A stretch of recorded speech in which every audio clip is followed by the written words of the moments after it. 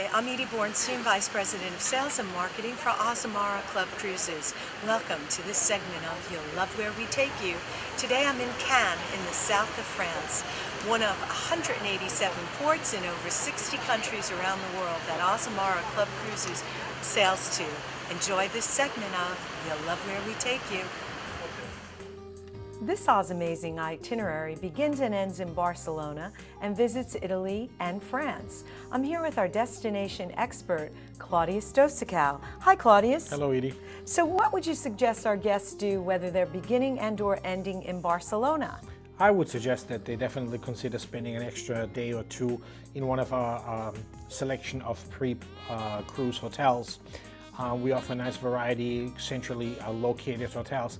But Barcelona offers so many things to do that, such as the Gaudi sites, the cathedral, and of course there's always shopping.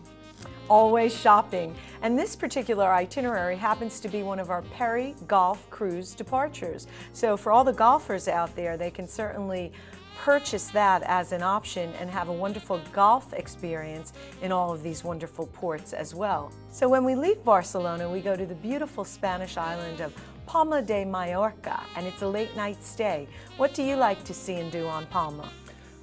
Mallorca is the largest of the four Balearic main islands, and we spend the full day in the late night there because there are many things to do, not just in the city of Palma de Mallorca, but also out the countryside, particularly on the northwest side, is very beautiful. The coastline is spectacular. And then come back into town and see the cathedral and just enjoy walking through this fairly large city. Wonderful. From there we continue on to Bonifacio, Corsica, birthplace of Napoleon. What do you like to see and do there? In Bonifacio, I'd like to point out to your guests that we have a very spectacular anchorage location right by the White Cliffs there. And then once in town, the town is very walkable once you make it up to the town. I like to hike the hills surrounding the town of Bonifacio. Wonderful. From there we go on to Civitavecchia, which is the port for Rome, Italy. And this is a late night stay. So if somebody is only going to be there until the late night stay, one day is never enough for Roma, but given it's only one day, what do you suggest they see and do in Rome?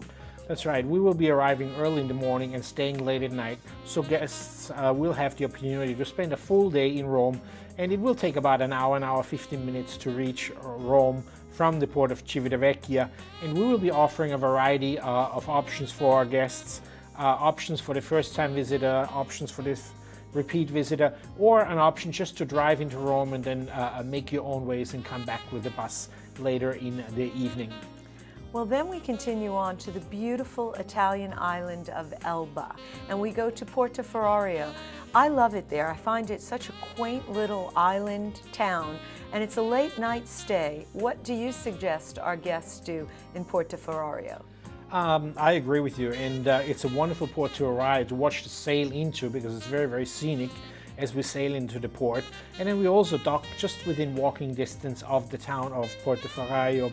But then I like to take a drive up to the mountain, and there's a little chairlift that you can take up to the very top.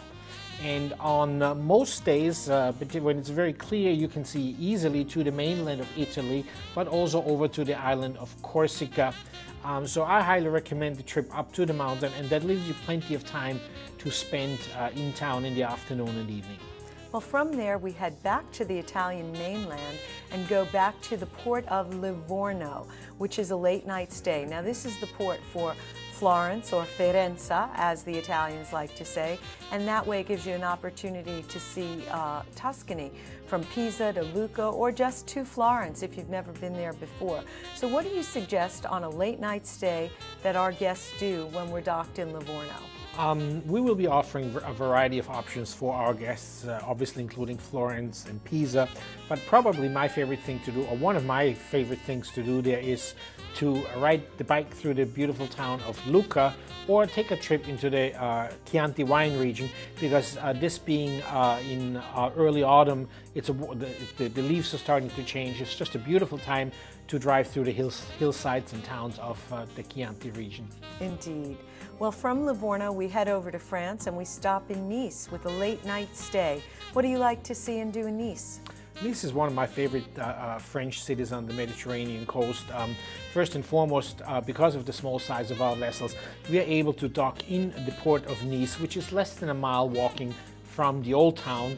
And what I particularly like about the Old Town is the flower and produce market. I would say that should be on everybody's list of things to do in the morning. It's beautiful. And from there we go to Barcelona, where, like the voyage began, it ends, but it ends with an overnight in Barcelona. So it gives the guest an opportunity to really explore Barcelona a little further. What do you like to see and do on this end?